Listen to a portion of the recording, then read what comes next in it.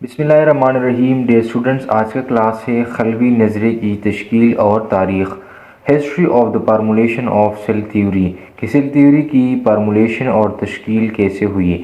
ایک انگریز سائنسدان رابرٹ ہک نے 1665 میں سادہ خوردبین سے پہلی مرتبہ خلیے کو دیکھا۔ اس نے اپنی خوردبین کے ذریعے کار کے ایک باریک ٹکڑے کو 30 گنا بڑا کر کے دیکھا اور کار کے خلیوں کا مشاہدہ کیا۔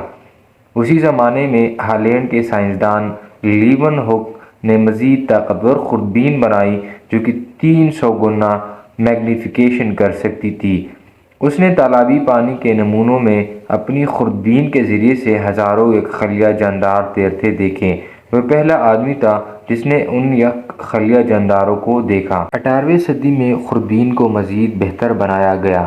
اب خوردبینی مطالعہ سائنسدانوں میں انتہائی مقبول ہو چکا تھا۔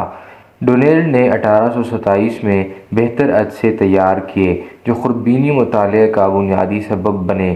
رابرٹ براؤن نے 1833 میں خلیے میں نیوکلیس یا مرکزہ دریافت کیا جو رابرٹ ہک کے دیے ہوئے خیال میں ایک اہم اضافہ تھا، جس کے مطابق خلیہ صرف ایک خالی خانہ تھا۔ ایک جرمن ماہر نباتات شلائیڈن نے 1838 میں دعویٰ کیا کہ تمام پودے خلیوں سے مل کر بنے ہیں۔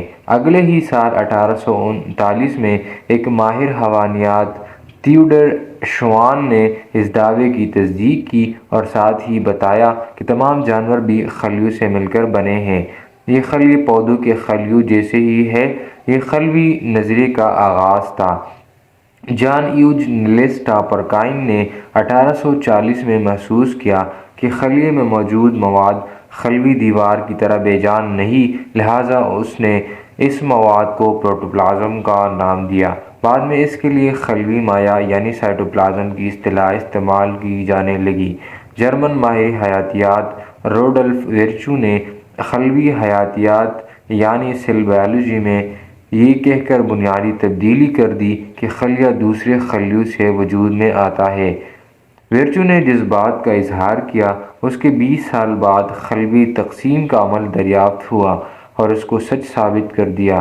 لوئس پاسچر 1882 جو دنیا کے عظیم سائنسدانوں میں سے ایک گزرا ہے، نے ویرچو کے نظریے کو تجربات سے درست ثابت کر دیا۔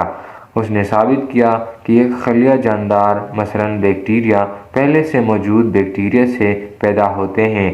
آنے والے زمانے میں الیکٹرانی خوردبین کی ایجاد، مرکب خوردبین کی ترقی، کیمیائی اور سالمیاتی تجربوں کے ذریعے خلیے کا تفصیلی سے مطالعہ کیا گیا۔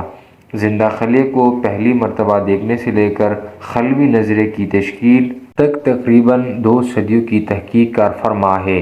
1838 سے لے کر 1839 میں شلائیڈن اور شوان نے خلوی نظریے کے اہم نکات اس طرح بیان کیے: تمام پودے اور جانور خلیوں یا خلوی مرکبات سے مل کر بنے ہیں۔ ان میں سے کچھ خلوی ہیں اور کچھ کثیر خلوی ہیں۔ خلیہ زندہ اجسام کے ساخت اور فعل کی اکائی ہے۔